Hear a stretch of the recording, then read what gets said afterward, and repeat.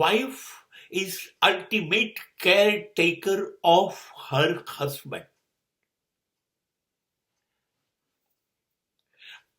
પતિનું આ સૌથી મોટું સૌભાગ્ય છે કે દુર્ભાગ્ય એ પતિને સમજાતું નથી, પણ આ સૌભાગ્ય છે.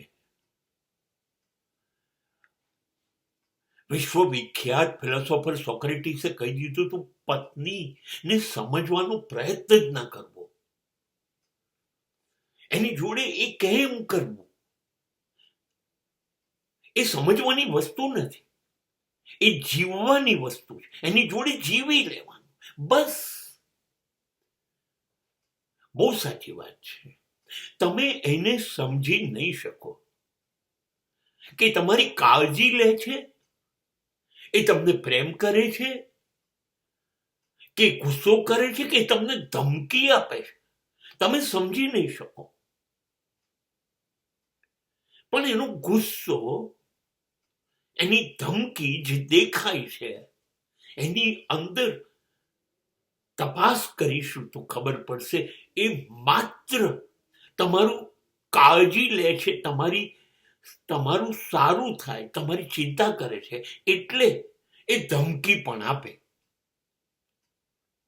એ નારાજ પણ થાય, એને વાત વાતમાં ખોટું પણ લાગી જાય, પણ એની દરેક પ્રવૃત્તિ પાછળ એની અંદર ઈરાદો એટલો જ હોય કે પતિ દુખી ના થાય, પતિનું ખરાબ ના થાય. એમને તો કઈ સમજ પડતી નથી. અને આ વસ્તુને એ મૃત્યુ સુધી પાવશે. તમે ઘરડા થઈ જાવ ત્યાં સુધી એ દરેક વસ્તુમાં તમને કહેશે, તમારી બધી જ વસ્તુ ખોટી સાબિત કરી દેશે. નારાજ ન થતા, દરેક ડગલે ને પગલે રોકશે, ટોકશે.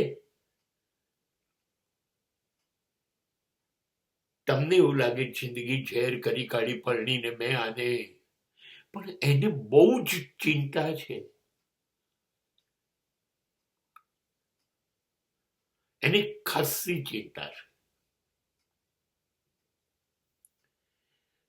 એનું કારણ એ છે કે આપણે ત્યાંની સંસ્કૃતિ, સંસ્કાર, સભ્યતામાં સ્ત્રીની અંદર એવું ઇનબિલ્ટ એલિમેન્ટ છે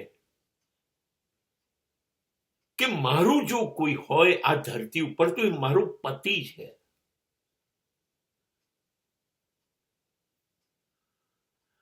સંતાનોનો શું ભરોસો, એને પાક્કી ખબર છે દીકરી પરણીને જતી રહેશે ને દીકરાઓ વહુ લઈને આવશે, પછી મારું કોણ, મારું કોણ? મારું તો જે મારો હાથ પકડીને મને લાવ્યો છે એ નહીં સચવાય તો હું શું કરીશ? મારી જિંદગીનું શું થશે? એકચ્યુઅલી એટલા માટે એ આપણને સાચવે છે કે આપણને કંઈ થાય નહીં.